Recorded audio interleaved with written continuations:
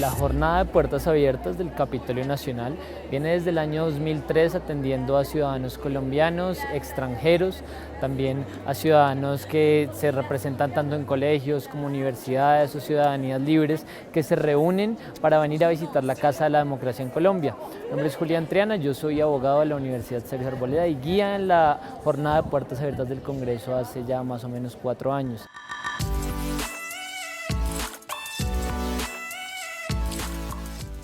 La jornada de puertas abiertas existe desde el año 2003 gracias a Atención Ciudadana del Senado de la República en colaboración con la Fundación Hans Seidel y la Fundación Domo Paz. En esta jornada nuestros visitantes pueden conocer las partes exteriores del Capitolio Nacional, hablamos de la arquitectura, de los alrededores del Capitolio y también su parte política. Hablamos de cuáles son los funcionamientos del Congreso de la República, cómo está dividido en Senado y en Cámara, y el visitante sale de acá entendiendo qué significa ser congresista y qué significa ser senador o representante a la Cámara con las funciones particulares de cada una de las divisiones. Entonces esperamos disfruten esta jornada de puertas abiertas que comienza en el patio Tomás Cipriano de Mosquera, que atraviesa por el recinto del Senado, por el Salón Boyacá, por el Salón Elíptico, que llega incluso hasta el patio Rafael Núñez y los alrededores que tienen que ver con el Palacio de Nariño. Entonces que disfruten esta jornada y es un gusto acompañarlos y acompañarlas en este recorrido.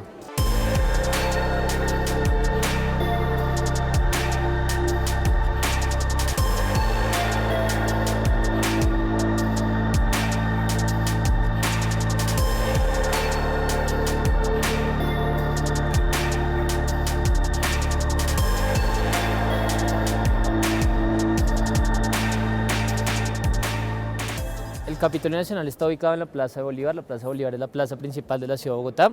Nosotros somos un país centralizado y tenemos las 3 ramas del poder público casi que en 2 cuadras, comenzando por ese edificio que ustedes ven allá, que se llama el Palacio de Justicia, que es la sede de la rama judicial del poder público y la sede de las 4 altas cortes de nuestro país. En la mitad tenemos la sede de la rama legislativa, que en su lado derecho, en mi lado derecho tiene al Senado de la República, que es la Cámara Alta, en mi lado izquierdo tiene la Cámara de Representantes, que es la Cámara Baja, y en la mitad tenemos el salón más importante del Congreso, que es el Salón Elíptico, el que originalmente el arquitecto de este Capitolio, que se llamó Thomas Reed, un arquitecto danés, puso en la mitad para que unos y otros se encontraran a sesionar de manera conjunta. Y al otro lado, casi en la misma distancia del Palacio de Justicia del Capitolio, vamos a encontrar el Palacio de Nariño, que es la sede de la rama ejecutiva, es la casa del presidente. La Plaza de Bolívar y esta distribución, digamos que obedece a una ley española que se llamó la Ley de Indias. La Ley de Indias decía que los territorios tenían que tener una plaza central, alrededor tenían que estar las principales edificaciones del gobierno y tenía más que existir una iglesia, que es la Catedral Primada de Colombia, que ustedes la ven de ese lado. Esa iglesia no podía ser superada en altura por ninguna de las edificaciones del gobierno. Si el gobierno era más alto que la iglesia, estábamos casi que diciendo que el poder del político era más importante que el poder de Dios. Luego eso vendría cambiando y vamos a ver qué rol tuvo este señor que vamos a ver aquí.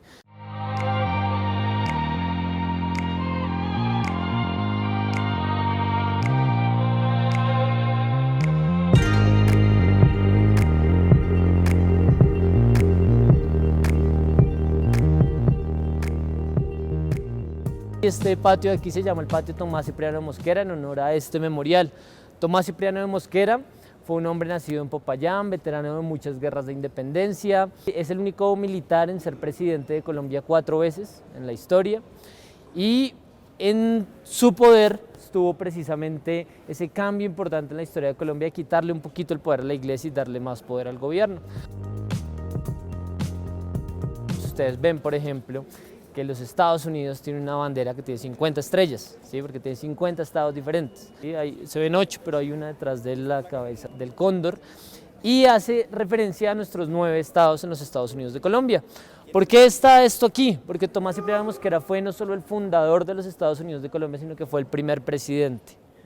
Esto del último país federado que nosotros tuvimos antes del 86, que es donde nos volvimos centralistas. ¿Hacia dónde está mirando el cóndor? Entonces el cóndor abajo mira hacia el lado izquierdo y arriba, en nuestro escudo actual, que es el escudo de la República de Colombia, mira hacia el lado derecho. ¿Por qué pasa esto? Entonces, como todo, hay una interpretación oficial, hay una interpretación política que las personas han venido haciendo. La interpretación oficial es que hay una ciencia que se encarga de estudiar los escudos de armas que se llama la heráldica. Entonces, según la heráldica, es más armonioso que un escudo de armas mire para su lado derecho y no para el lado izquierdo, ¿sí? Para representar un país. Pero la interpretación política nos habla de que hay un gran cambio de la República de Colombia a los Estados Unidos de Colombia. La República de Colombia es la constitución, por ejemplo, más conservadora que nosotros hemos tenido en la historia, la de 1886.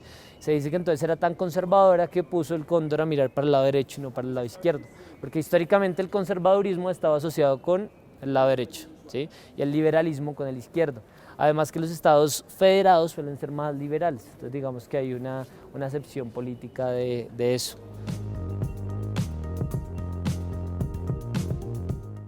Eso es Palma de Cera, ¿cierto? Y ahí tenemos el único río que atraviesa el país de lado a lado, es el río Magdalena. Esto está aquí pues principalmente para resaltar algo que hizo Tomás Cipriano de Mosquera durante sus gobiernos, y es que él se da cuenta, él trae mucha experiencia europea y se da cuenta que en Europa las economías son importantes porque han sabido utilizar el agua para crecer, ¿sí? En su comercio. Entonces él se da cuenta que tenemos un río que atraviesa el país de lado a lado y que es posible explotarlo con los barcos de navegación a vapor. Es la primera persona en la historia en traer un barco de navegación a vapor. Hoy eso ya no es tan importante, ¿no? Si ustedes han leído, por ejemplo, El amor en los tiempos del cólera de Gabriel García Márquez, se dan cuenta de la importancia que le da Gabriel García Márquez al río Magdalena, a la navegación del río Magdalena.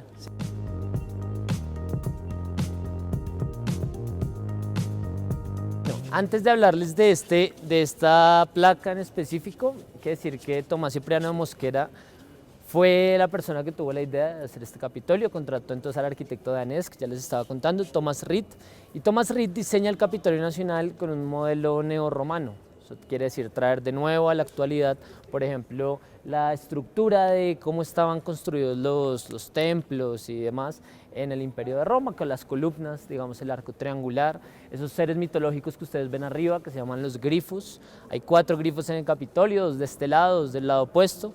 Los grifos tienen cabeza de águila, alas de águila y tienen cuerpo de león. Y están aquí para proteger el Capitolio Nacional, para proteger la Casa de la Democracia en Colombia. Esa roca amarilla que ustedes ven con la que se construyó el Capitolio es roca arenisca bogotana. Es roca traída directamente de los cerros de Bogotá. La población bogotana apodó al Capitolio Nacional como el enfermo de piedra, porque su construcción se demoró 79 años, ¿sí? Ni Tomás Cipriano Mosquera ni Rafael Núñez, que fueron los presidentes que estuvieron al mando de su construcción, lo alcanzaron a haber terminado, por ejemplo, ¿sí? Los dos murieron antes de que el Capitolio estuviera terminado. Eso tiene que ver con lo difícil que era traer roca de los cerros de Bogotá en el siglo pasado, tiene que ver con muchas disputas políticas, ¿sí? Pero el enfermo de piedra apodaban al Capitolio Nacional. Y acá tenemos una placa que dice la memoria del gran general Tomás Cipriano Mosquera, el Congreso de 1879. Es importante porque Tomás Cipriano Mosquera es el único gran general que nosotros tenemos en la historia, no hay otro. Es el título militar más alto que cuentan nuestras fuerzas militares y es exclusivo para Tomás Cipriano Mosquera. Para que alguien tuviera ese título o un título más alto tendría que salir una ley que dijera como ya no es gran general sino super general, ¿sí? El título militar más alto y lo tiene tal persona, ¿sí? Hasta que eso no pase, a nadie se le puede dar el título de gran general porque la ley dice que es exclusivamente para Tomás Cipriano Mosquera, veterano de muchas guerras de independencia y pues sobre todo por ser el militar que fue más veces presidente.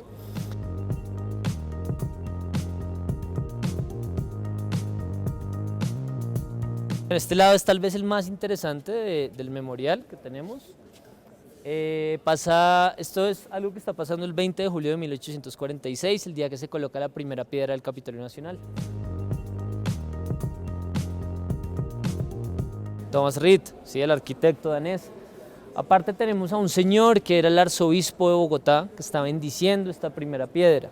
El arzobispo de Bogotá se llamaba José Manuel de Mosquera, hermano de Tomás Cipriano de Mosquera, ¿sí? Nosotros ya vemos cómo si hablamos de que hubo un militar que fue presidente 4 veces, que su hermano era el arzobispo de Bogotá en tiempos donde las iglesias no podían ser superadas en altura por el gobierno, vemos que ya se hay una concentración de poder en una familia, ¿sí? Pero acá hay una particularidad, la bendición la está dando José Manuel con la mano izquierda, hay interpretaciones oficiales, hay interpretaciones políticas. Entonces las interpretaciones políticas, que acá vienen nuestros ilustres visitantes y nos dicen como, bueno, esta es la razón por la que en este Capitolio pasan las cosas que pasan. La interpretación política. Ahora la interpretación oficial, y hay varias interpretaciones oficiales. La primera es algo claro y es que Ferdinand von Miller, que fue el arquitecto que hizo este memorial, que está aquí de hecho desde el 7 de octubre de 1887, lo que hace es plasmar esto a modo espejo. Entonces, por ejemplo, la catedral primada debería estar acá, no debería estar allá, para que fuera su mano de atrás la que estuviera bendiciendo y con la mano de adelante no estuviera tapando lo que pasa, ¿sí? Interpretación número 1. Esto a veces lo hacen los autores a propósito, para dejar su sello en las obras.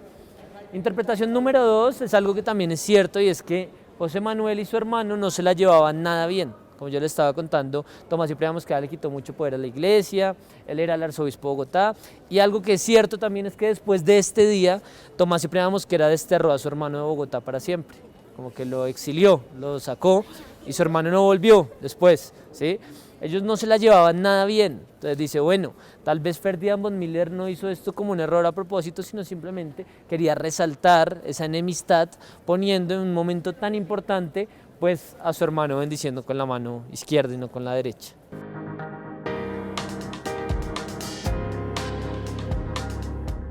Esta obra que está en las escaleras de la Cámara y también la obra que está en las escaleras del Senado.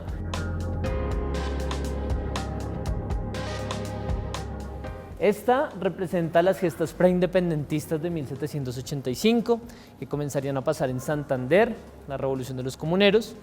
Pero acá hay una particularidad, es que el maestro Ignacio Gómez Jaramillo era muy amigo de un artista mexicano que se llamaba Diego Rivera. Lo que hace Ignacio Gómez Jaramillo en esta obra es un homenaje a la esposa de su gran amigo. Entonces ustedes ven al lado derecho esa criolla que nosotros tenemos ahí, tiene los rasgos con los que la misma Frida Kahlo se pintaba a ella misma, ¿sí? Entonces es como un nuevo estereotipo de belleza donde ella habla de las cejas pobladas, del vello facial sin importar si se es mujer o hombre, ¿sí? Pero entonces es, digamos, un homenaje que hace Ignacio Gómez Jaramillo a Frida Kahlo y a Diego Rivera en esta obra, que representa esta preindependentista. Y en las otras escaleras, las del frente, que Ignacio Gómez Jaramillo plasma en la Constitución de 1853, donde se prohibió la esclavitud por primera vez en la historia constitucional de Colombia. Este es el salón más importante del Congreso de la República, por razones históricas, por razones actuales. Razones históricas, este fue el centro del Capitolio que Thomas Reed diseñó para que se encontraran unos y otros a sesionar de manera conjunta. Razones históricas, aquí se firmó la Constitución de 1991, por ejemplo. Y razones actuales, aquí sesiona de manera permanente la Cámara de Representantes al día de hoy. Entonces, el número mágico que no se les puede olvidar, nuestro Congreso, desde el 20 de julio tenía 266 congresistas. Hoy el número incrementó en 12 puestos, ¿sí? Entonces tenemos 278 congresistas. Vamos a ver ahorita más adelante de dónde salieron esos 12 puestos. Y acá la Cámara de Representantes particularmente pasó de tener 166 a 172 representantes a la Cámara.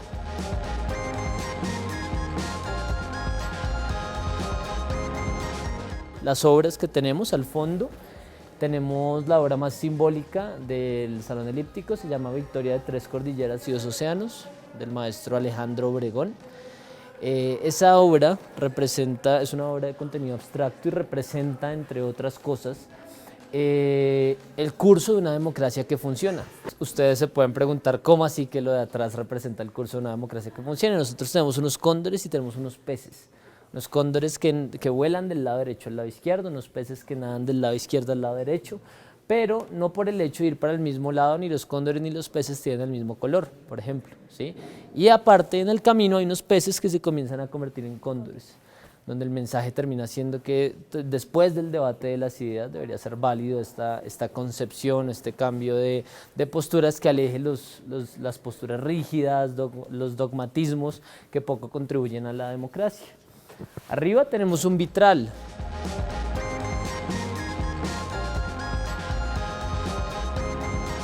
Ese vitral se llama Alegoría de la Libertad, fue diseñado por la Casa Legrand de Bordeaux, una casa francesa. Porque todos estos salones, los 3 salones que tiene el Capitolio, fueron diseñados por un arquitecto francés que se llamó Gaston Lelarche. Gaston Lelarche en cada uno de los salones colocó un vitral en su parte superior para permitir la constante iluminación. Este vitral, como se llama Alegoría de la Libertad, tiene a la Madre Libertad con sus elementos más característicos, la tiene con una toga, con una antorcha en su mano izquierda, que además en su brazo izquierdo, que además está levantado, con unas hojas de laurel que la adornan también y una corona. Y como nosotros estamos hablando de la Madre Libertad, entonces hay 2 elementos que hablan de la libertad de Colombia. El primero es que en los pies de esta Madre Libertad vamos a tener el color, la bandera y el escudo de nuestro país, con los colores. Y aparte que tenemos 4 nombres, como Caldas, Bolívar, Ricaurte y Sucre, que son nombres que, digamos, acuden a la independencia y que tienen indirectamente que ver con la libertad, ¿cierto? Con la concepción que nosotros tenemos de libertad.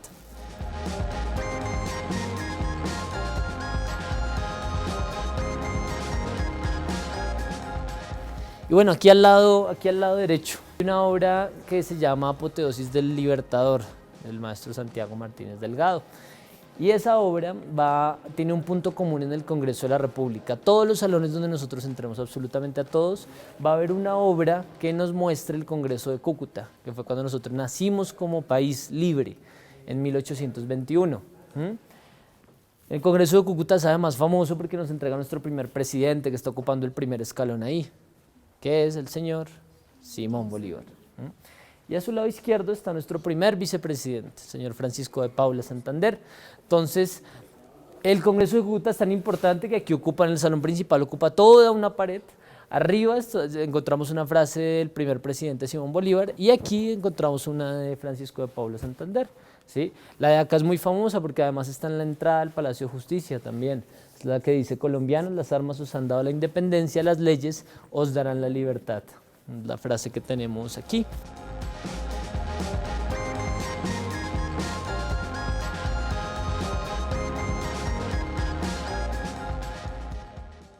Tenemos allá al fondo una mesa directiva. Esa mesa directiva es la mesa directiva de la Cámara de Representantes, que está dividida en un piso de arriba y en un piso de abajo, teniendo una diferencia sustancial los señores que se sientan arriba con los que se sientan abajo. Tenemos que los 3 puestos de arriba, que es presidente, vicepresidente y segundo vicepresidente de la Cámara, ellos son congresistas de la República, mientras que los de abajo, secretario, segundo secretario y el relator de la Cámara, son funcionarios del Congreso. Entonces ellos no fueron electos por nosotros, ellos fueron electos exclusivamente por los congresistas. Entonces el actual presidente de la Cámara de Representantes, que tomó posesión el 20 de julio, el señor Chacón, del Partido Liberal. La Cámara de Representantes, en general el Congreso, funciona de manera ordinaria martes y miércoles. Ellos se cierran todos los martes y miércoles. De manera extraordinaria, lunes y jueves. Y entonces, digamos, martes y miércoles, cuando hay la sesión del Congreso, el presidente le dice al secretario, como: señor secretario, sírvase de abrir el registro. Y esas pantallas grandotas que ustedes ven allá, entonces se prenden y se activa un mapa, que es el mapa que nosotros estamos viendo acá.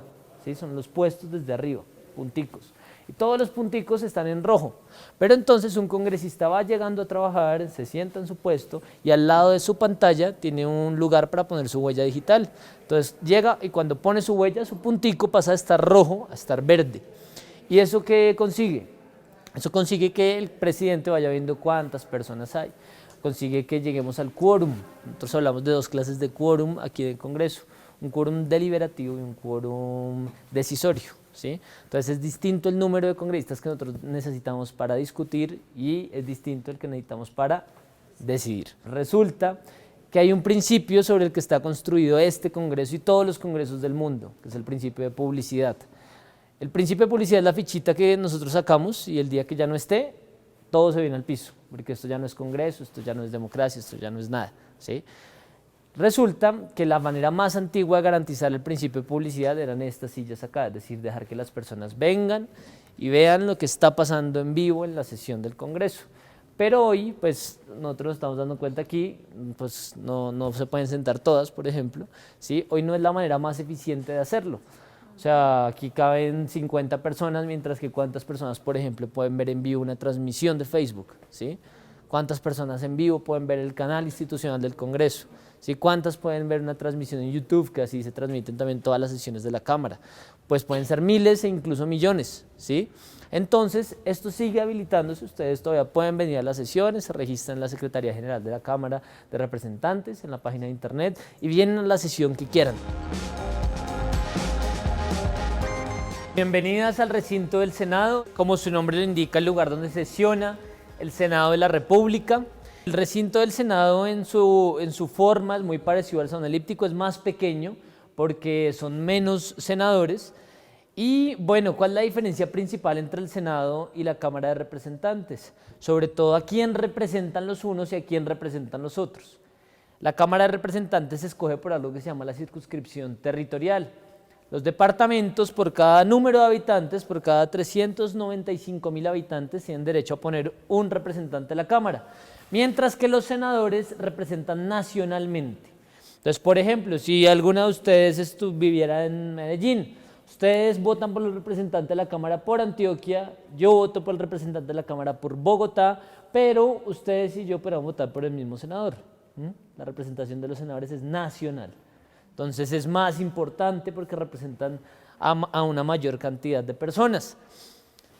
De aquí hablamos de las dos grandes obras de arte que tenemos. La primera, la que queda arriba de la mesa directiva, ustedes la ven, debajo de ese letrero que dice Vox Populi. No sé si habrán escuchado Vox Populi, Vox Dei, la voz del pueblo es la voz de Dios. Proverbio latino, y Vox Populi es la voz del pueblo y significa y está ahí para recordarle a los honorables senadores y senadoras cuál es su tarea todos los días aquí en este recinto, y es ser la voz del pueblo, representar los intereses de las personas. Abajo tenemos una obra del maestro Ricardo Acevedo Bernal. Ricardo Acevedo Bernal ahí pone a Simón Bolívar junto a Francisco de Paula Santander, pero la historia nos dice que Simón Bolívar y Francisco de Paula Santander no se la llevaban bien. No eran amigos, uno era centralista, el otro era federalista, y aparte se peleaban por muchas cosas personales, como por ejemplo por mujeres se pelearon muchas veces, ¿sí? Entonces no se la llevaban muy bien. Pero la historia también nos dice que Simón Bolívar era un hombre que escasamente superaba el metro con 60 de estatura, ¿sí? Que era un hombre delgado, que calzaba más o menos 37, 38, ¿sí? Era un hombre pequeño. Mientras que Francisco de Paula Santander era un hombre alto y era un hombre fornido. Por 1 centímetro es más alto Simón Bolívar que Francisco de Paula Santander en la obra de Ricardo Acevedo Bernal.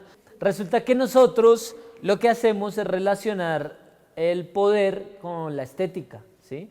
La forma como luce a alguien muchas veces nos lleva a pensar qué tan poderoso es esa persona o qué tan importante, ¿sí? Entonces, ¿qué pasaría si nosotros entráramos aquí a este recinto y en el cuadro que tenemos ahí, la persona de la izquierda fuera alta y fornida y al lado estuviera una persona bajita, flaquita? El maestro Ricardo Acevedo lo que hace aquí es jugar con la concepción que nosotros tenemos sobre el poder y la estética, y como Simón Bolívar era el presidente, lo pone 1 centímetro más alto.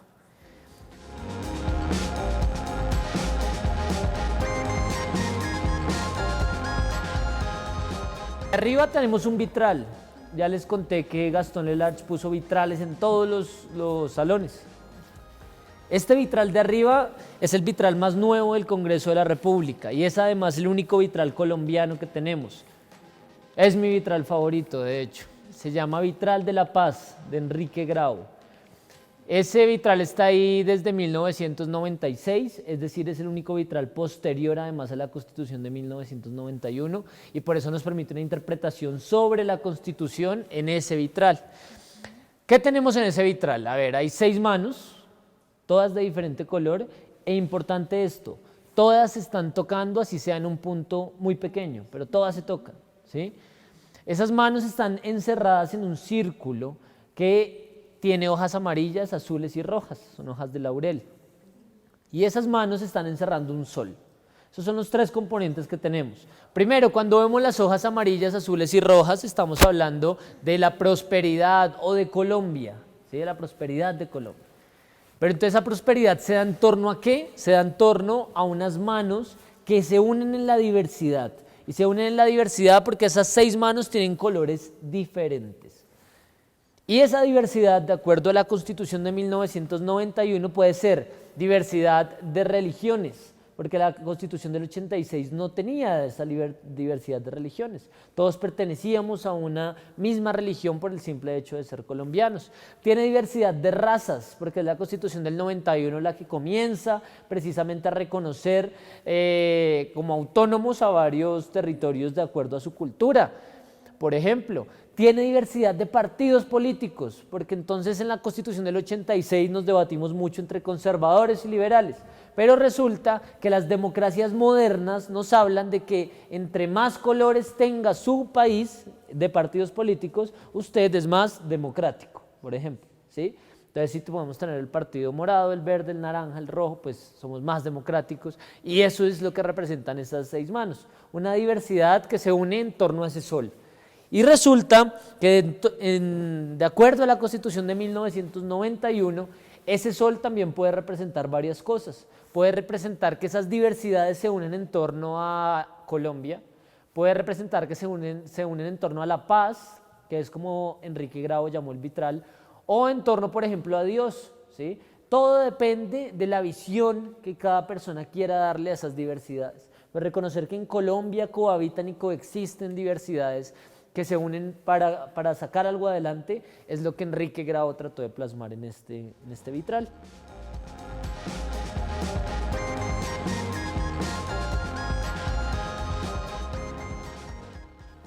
Al lado derecho de todas hay una cabina. Es una cabina única en el Congreso de la República. Es una cabina de traducción simultánea. Entonces, cuando aquí vienen funcionarios de otros estados, cuando vienen congresistas de otros países, por ejemplo, y se hacen ahí, entonces se les traduce a su idioma nativo todo cuando va pasando en la sesión plenaria del Senado, por ejemplo.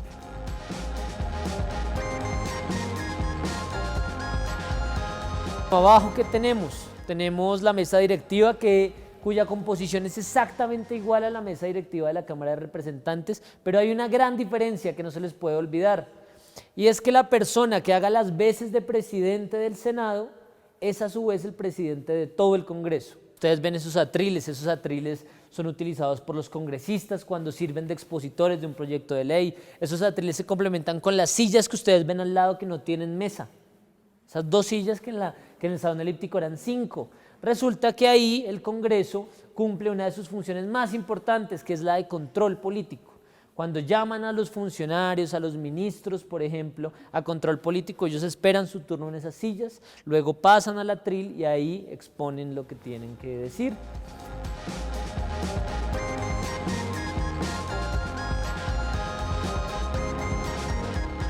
Nosotros somos una democracia de partidos políticos. Los partidos más votados, primero los partidos se hacen juntos, pero segundo, los partidos más votados se hacen más adelante, los partidos menos votados se hacen atrás, ¿sí? Entonces, por eso nosotros tenemos al partido de gobierno, por ejemplo, el Centro Democrático ocupa las filas de adelante y se sientan todos en bloque, y los partidos de oposición van a ocupar la última fila, ¿sí?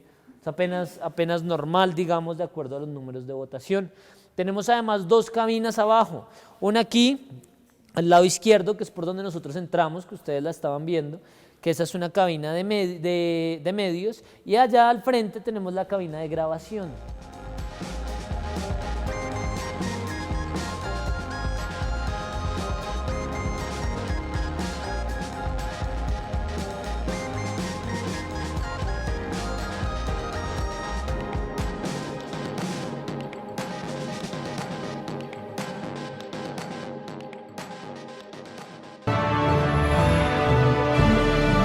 Canal Congreso. Aquí vive la democracia.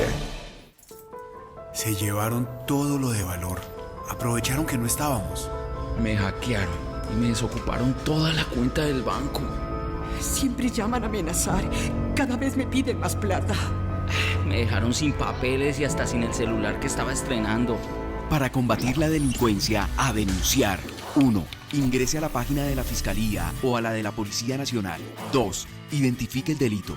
interés, ingrese sus datos y anexe todas las pruebas. Sin filas, en pocos minutos. Fiscalía General de la Nación, una fiscalía de la gente, por la gente y para la gente.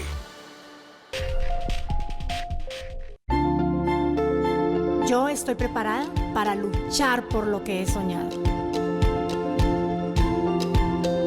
Estoy preparándome para crecer de nuevo y reinventar la vida. Me estoy preparando para compartirle al mundo que aquí todo es posible. Como Centro de Rehabilitación Inclusiva, brindamos a los miembros de la fuerza pública con discapacidad la posibilidad de volver a la vida productiva en sociedad. Gobierno de Colombia.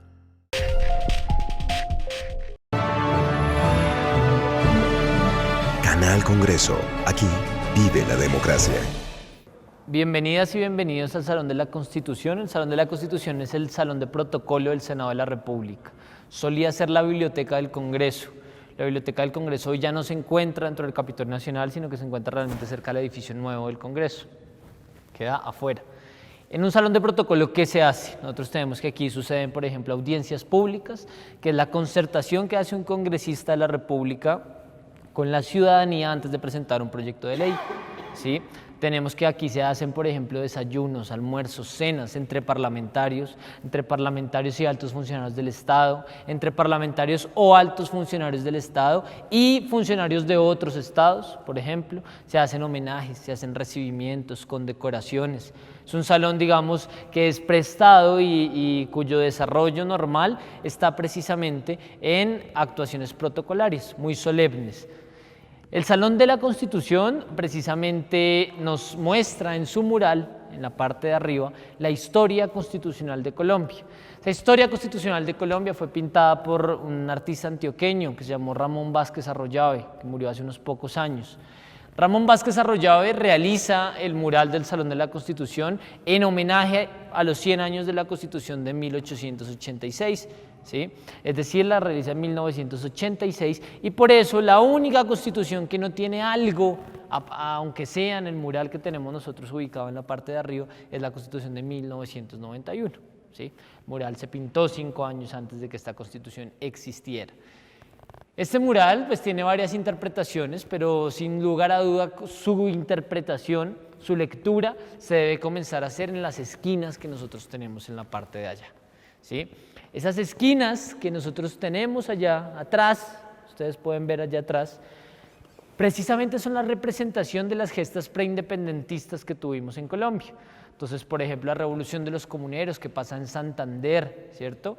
En la penúltima década del siglo XIX. Y que tiene, por ejemplo, varias particularidades. La primera de ellas es que es una revolución que falla, digamos que no logra tener éxito, pero lo que sí hace es crear un precedente importantísimo a la hora de hablar de independencia, años después, ¿sí? La Revolución de los Comuneros lo que hace es que consigue decirle al pueblo criollo, al pueblo americano, como, hey, no solo es posible rebelarse en contra de la corona española, sino que además hay razones para hacerlo.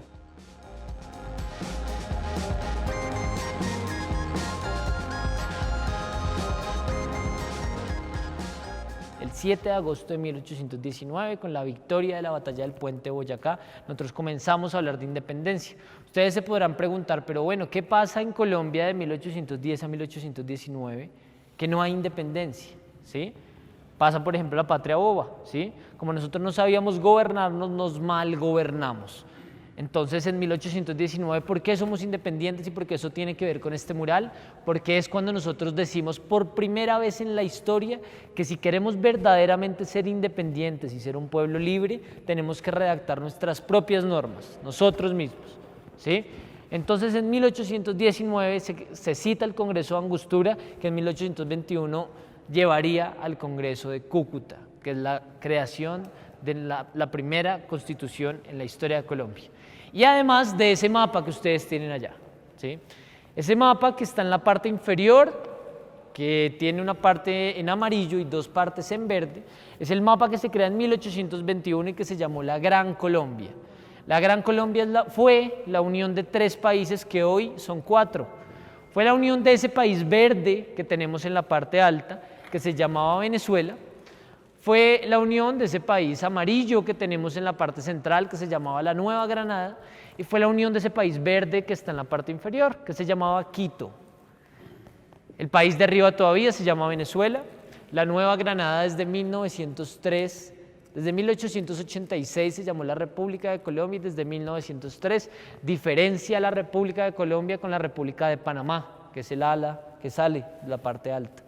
Y el país de abajo ya no se llama Quito, sino se llama Ecuador.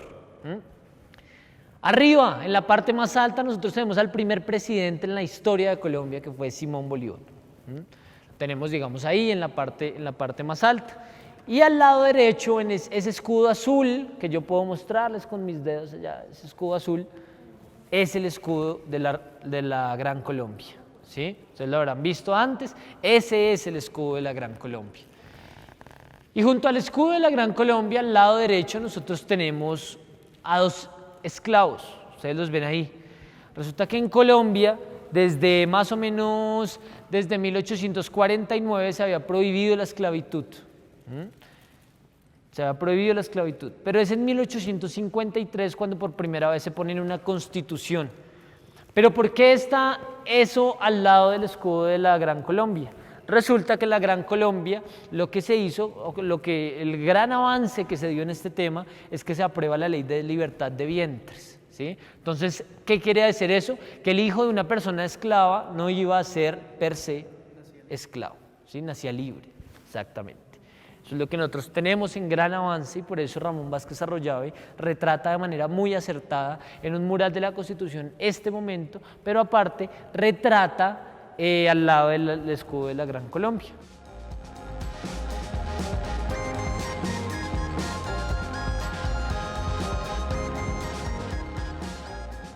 Al lado derecho tenemos una esquina que representa la importancia de la Iglesia en la Constitución de 1886. La Iglesia tiene algo que ver en todas las constituciones de nuestra historia, ¿sí? Que es, digamos, un aspecto que siempre está presente. De la Constitución de 1886 tenemos, por ejemplo, la figura del concordato, que lo que hace es precisamente garantizar la educación a través de la Iglesia por más de 100 años en nuestro país, ¿sí? Y que la Constitución del 86 no era una constitución como la del 91 que nosotros hoy tenemos, que dice que Colombia es un estado laico, donde yo puedo nacer y creer en lo que yo quiera, ¿sí? No estoy o no pertenezco a ninguna religión por el simple hecho de ser colombiano. Ese es un hecho que se configura distinto a la Constitución de 1886, que decía que nosotros pertenecíamos a una religión.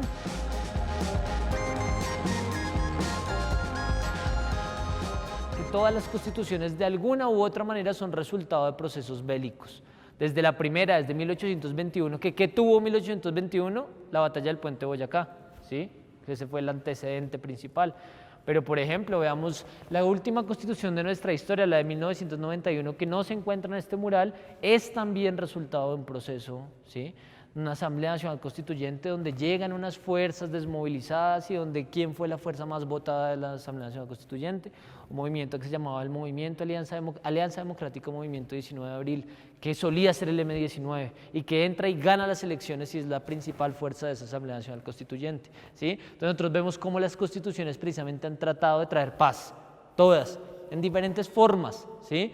Por ejemplo, sobre este gran mural, que les repito es un homenaje a la Constitución del 86, tenemos que sobre este gran mural es que se resolvieron la mayor cantidad de conflictos en nuestra historia.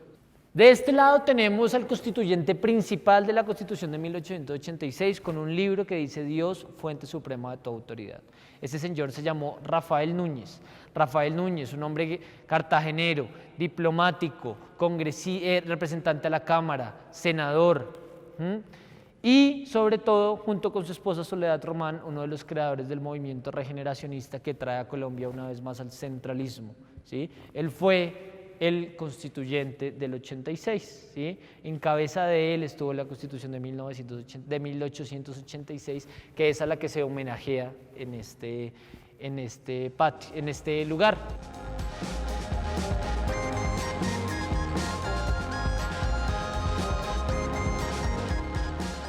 Del patio sur del Capitolio Nacional.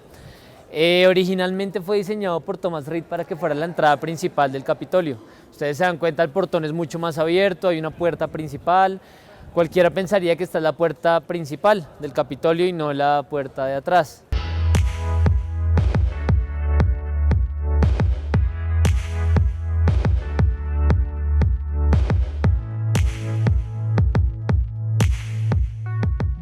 Rafael Núñez fue presidente de Colombia también 4 veces.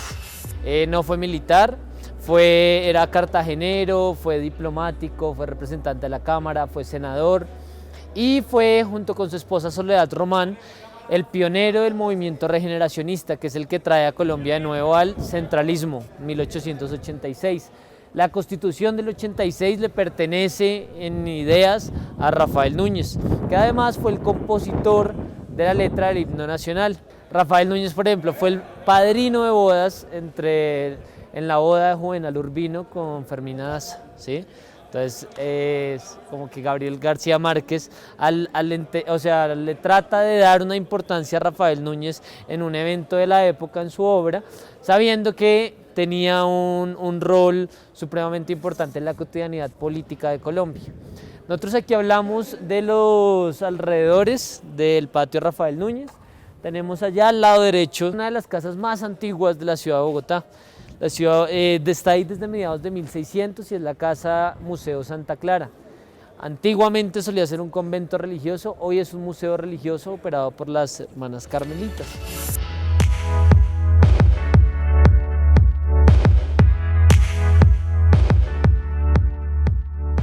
El señor Echeverry es un señor antioqueño, adinerado, que tenía 2 hijas y él soñaba con que sus hijas vivieran en un palacio. Entonces él contrató a Gastón Lelarche y le dijo que por favor le hiciera un palacio para sus hijas. Entonces el Palacio Echeverry originalmente fue para las hijas del señor Echeverry y está distribuido en su parte interior proporcionalmente en espacios para que cada una de ellas lo abordara.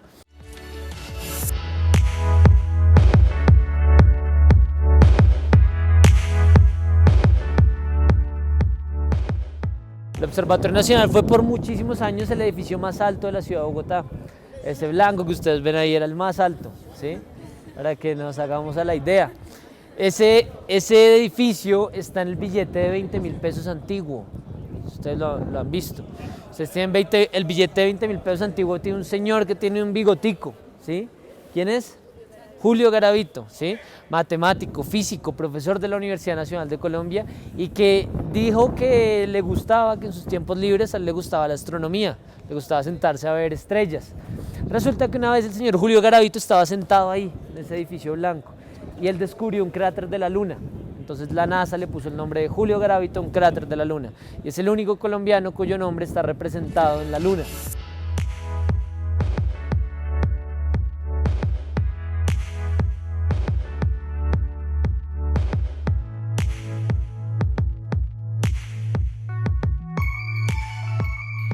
Y allá a ese lado tenemos el fin de esa línea imaginaria que yo les conté que tenemos de las 3 ramas del poder público. Es la sede de la rama ejecutiva, la casa del presidente.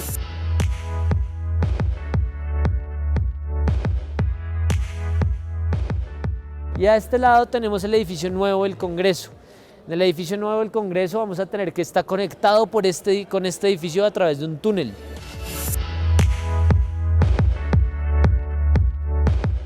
¿Qué hay en el edificio nuevo? Están las comisiones, por ejemplo, la mayoría de comisiones de la Cámara de Representantes se encuentran en el último piso. Tenemos la mayoría de oficinas de los congresistas. Entonces, por ejemplo, cuando un congresista le pide a su equipo que le pase información o que le traiga un documento de allá a la sesión plenaria, pues es mucho más rápido utilizar el túnel que dar toda la vuelta. También por aspectos de seguridad se hace esto.